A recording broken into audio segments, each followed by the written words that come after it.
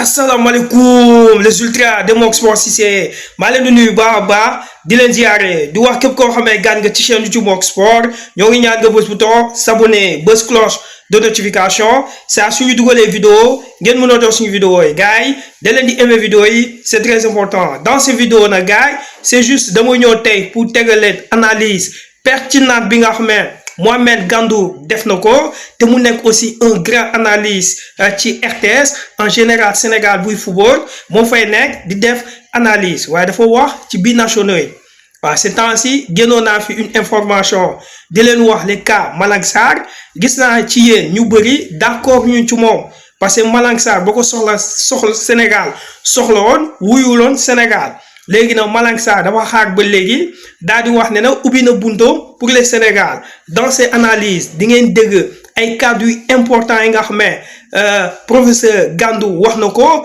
daal di wax en ce moment Sénégal mooy demandeur ñun ñooy xool jour bi ñuy arrangé te nga am origine sénégalais ñi dem lijjanti sa dossier waaye du jour mooy toog fee ne na bëgg na ñëw Sénégal rek ñu ñëw carrément attaqué dossier mais dans ce vidéo gars yi dañuy dégg analyse am après ku nekk na mu nga wax sa xalaat en commentaire de toute façon def na analyse yu pertinent waaw nañ ko déglu moom professeur bi maa leen di jox rendez-vous ci ñeneen vidéo incha allah. yoo xamante ne tey jii ils sont en Europe bon. Ils ont quelque part des noms qui, par exemple, en Afrique, on se pose des questions. Mais bon, on ne pourra pas les appeler des binationaux puisqu'ils sont déjà naturalisés.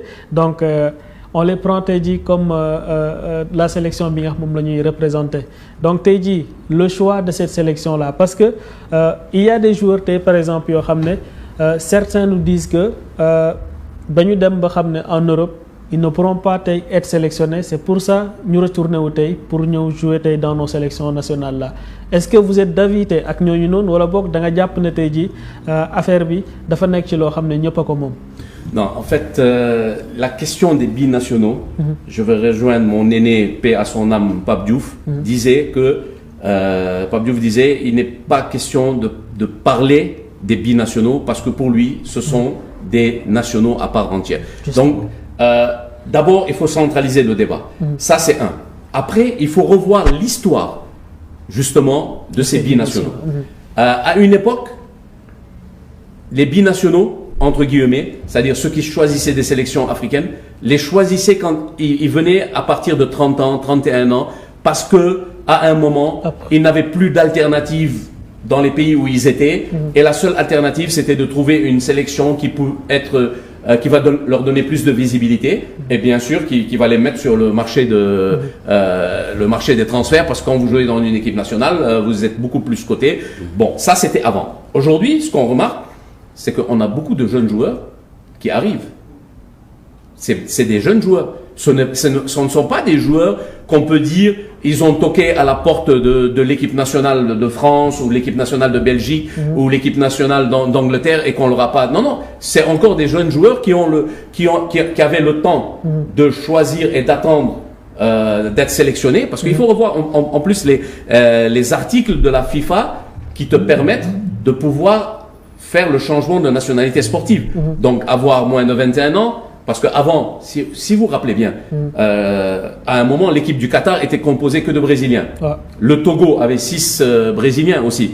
Parce que c'était en 2003, 2004, si je ne me trompe pas. Le changement de nationalité sportive se faisait rapidement. Il suffisait d'arriver dans un pays, de ne pas avoir joué avec une sélection nationale.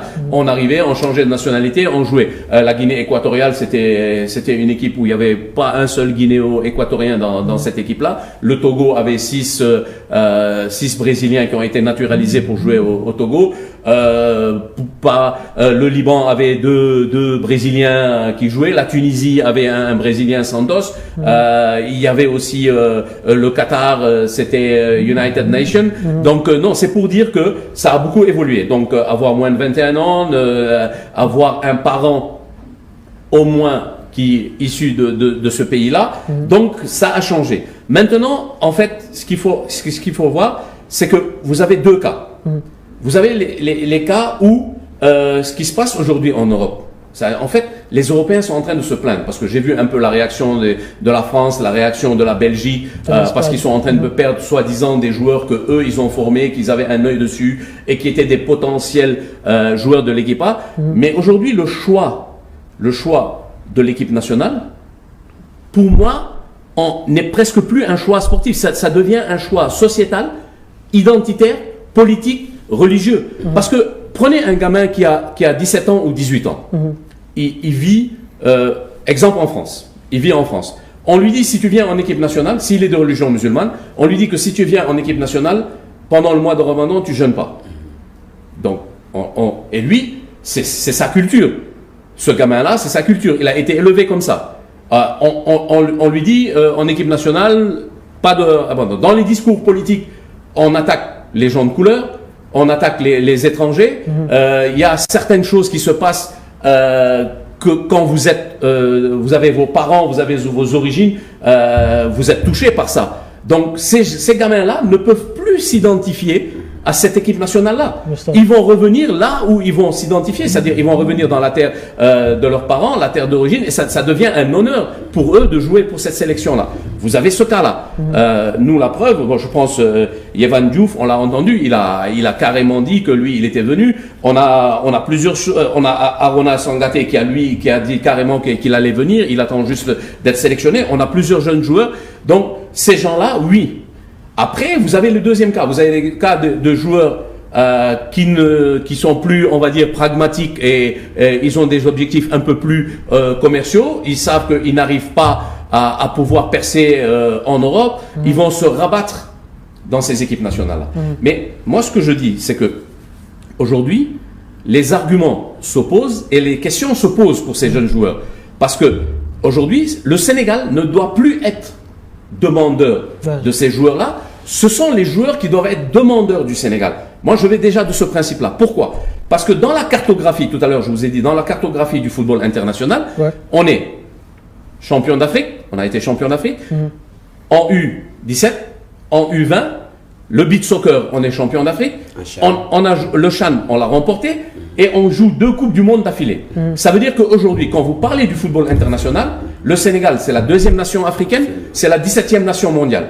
Donc aujourd'hui, le CV est bien formé. Le CV, non seulement il est bien formé, et puis après, il y a autre chose. Ces jeunes joueurs-là, aujourd'hui, on va leur dire, vous allez jouer dans la même équipe que Kalidou Koulibaly, que Sadio Mané, que Edouard Mendy, que Idrissa Gana Gueye, mais ils vont rêver de jouer avec cette équipe-là.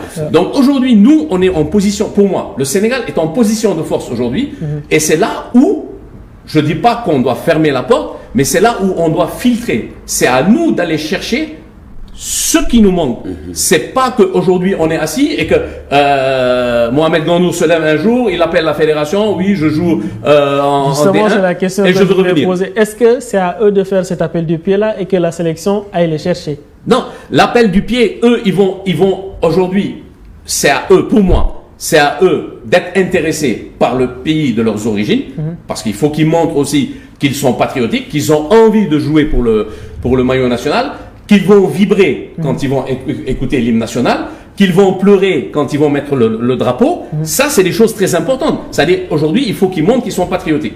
Ça, c'est un. Maintenant, de deux, je pense qu'aujourd'hui, on est en position de force. Le Sénégal est en position de force. Quand je dis on est en position de force, sur 3 ou 4 joueurs sur un poste, c'est à nous de choisir et c'est pas aux joueurs de dire moi je veux venir et dès qu'il dit qu'il va venir, on va le convoquer. Ça, c'est un. Parce que ce qu'on va faire aujourd'hui, c'est que pour ça, on n'oublie pas que nous, dans les binationaux, on en a qui sont venus et ils ont gagné la Coupe d'Afrique avec nous. Kalidou Koulibaly, Edouard Mendy, Abdou Diallo, peut-être j'en oublie, Pape Gueye, c'est tous des binationaux, ils sont arrivés et ils ont gagné et ils ont montré qu'ils avaient envie de jouer pour le Sénégal et qu'ils étaient patriotiques. On peut pas leur en vouloir d'être nés dans un autre pays, mais ils ont des parents sénégalais, ils ont grandi avec la culture sénégalaise, c'est des Sénégalais à part entière. Donc ça, pour ça, je suis pour ça. Après, le débat qui se pose, c'est qu'aujourd'hui, on va se retrouver avec ce qu'on appelle la politique du feignant. La politique du feignant, c'est quoi? C'est justement cette politique fédérale qui va se dire qu'on n'a plus besoin, on parlait tout à l'heure du maillage du territoire national pour aller chercher des joueurs, là, c'est ça, c'est ce qu'il faut éviter. C'est-à-dire, j'ai noté ça quelque part parce que je voulais vraiment en parlait, c'est la déclaration de Mbacké Fall. Mbacké Fall, le joueur qui est à Barcelone, qui a fait un post très explicite qui montre que il y a une certaine tension pas entre les binationaux et tout, mais que ces joueurs-là, parce que Mbacké Fall, il dit tomber sous le charme des binationaux, bravo. C'est-à-dire qu'aujourd'hui, pour lui, il n'est pas binational, mais il joue à Barcelone. Je pense qu'il est dans l'équipe B réserve de Barcelone. Barça B. Voilà. Donc aujourd'hui, lui, je vais pas dire que c'est de la jalousie, mais il est en train d'appeler, de dire attention. Vous êtes tombé sur le charme des binationaux, bravo, ça veut dire que vous allez nous oublier, nous. Donc en fait, c'est ça qu'il faut éviter. C'est ça qu'il faut éviter. C'est là où il faut être intelligent et avoir une politique sportive nationale cohérente. Parce qu'on est en train d'arriver à un fin de cycle générationnel. Les U17 de cette année, ce ne sont pas les U17 de l'année où on a gagné. Donc il a fallu qu'on ait des U15 qui soient montés en U17. Bien sûr. Et ces U17, on a un groupe qui est allé dans les U20. Et sur les U20, vous allez avoir qui vont aller en U23. Et sur les U23, vous allez en équipe nationale. On a eu l'exemple avec Amara Diouf. Voilà, justement. Donc si aujourd'hui, quand vous regardez bien nos résultats, on a une baisse significative des résultats de l'équipe nationale du Sénégal sur le plan international, c'est-à-dire sur le plan des équipes nationales. Cette baisse-là, elle est due, pourquoi? C'est parce qu'on a un fin de cycle générationnel. Et c'est là où il faut travailler, c'est là où il faut faire attention. Donc c'est là où je dis que non seulement on va plus dire binationaux parce que on risque de les heurter. On va dire les Sénégalais nés à l'étranger et qui ont envie de venir jouer pour l'équipe nationale du Sénégal. Pour moi, aujourd'hui, on est à l'écoute de tout le monde. On est à l'écoute de tout le monde. Mais il ne faudra pas tomber dans la facilité et dans la politique du feignant. Parce que cette facilité et cette politique du feignant fera en sorte qu'on aura une équipe A compétitive, ça c'est sûr, mais qu'on est en train de fermer la porte à nos joueurs locaux. Parce qu'aujourd'hui, aucun joueur local ne peut espérer être titulaire en équipe A.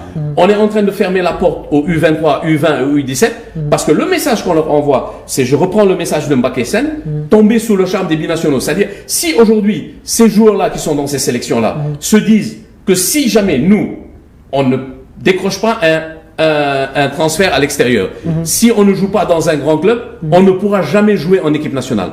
Parce que si entre moi et un Sénégalais qui est né à l'étranger, je ne vais pas dire binational, hein, Grégoire, et un Sénégalais qui est né à l'étranger, où ses parents, ou son grand-père, ou voilà, c'est son grand-père, sa grand-mère est sénégalaise et tout, et qu'il a envie de jouer pour le Sénégal, il ne faudrait pas que la politique sportive fédérale soit sélective. Parce que si elle est sélective, Mbacké Fall aura raison sur ce qu'il a dit. Vous êtes tombé sur le charme des binationaux et vous allez nous oublier. Donc je pense qu'il faut une politique inclusive, sportive inclusive. Aller voir tout le monde, donner la chance à tout le monde. Après, le problème qui se passe, c'est que aujourd'hui, ce qui va être, c'est la compétitivité. C'est là le plus important parce que il nous faut une équipe A, la vitrine justement de l'équipe nationale du Sénégal, il faut qu'elle soit compétitive. Donc là, le problème, il est là. Donc on est en train de tourner en rond, c'est le serpent qui se mord la queue, mais le message aujourd'hui qui est perçu justement par les joueurs qui sont nés ici et qui sont peut-être en Europe et tout, c'est que le message qui est perçu, c'est le message de Mbacké Fall. C'est ce message-là où il dit que vous êtes sous le charme des binationaux, donc vous nous oubliez. Donc en fait, il ne faudrait pas qu'on arrive à ce niveau-là. C'est vrai que ce sont des gens des personnes qui ont envie de venir pour jouer pour le pays de leurs parents. Il faut les accueillir et il y a de la qualité parce que quand on regarde un peu, moi j'ai fait un peu le tour de l'actualité. Aujourd'hui, Kalidou Koulibaly, vous avez un Malick Thiaw qui peut vraiment pas le remplacer, mais qui peut prendre sa place. Assane Diao est là, Mamadou Sarr, le fils de Pape Sarr, il est là. Vous avez Sangaté, vous avez Adama Boiro, Boubakary Soumaré de Leicester. J'ai même fait un 11. J'ai fait un 11 des joueurs binationaux qui peut être très compétitif. Non, c'est vrai que ces joueurs-là, ce sont des Sénégalais à part entière.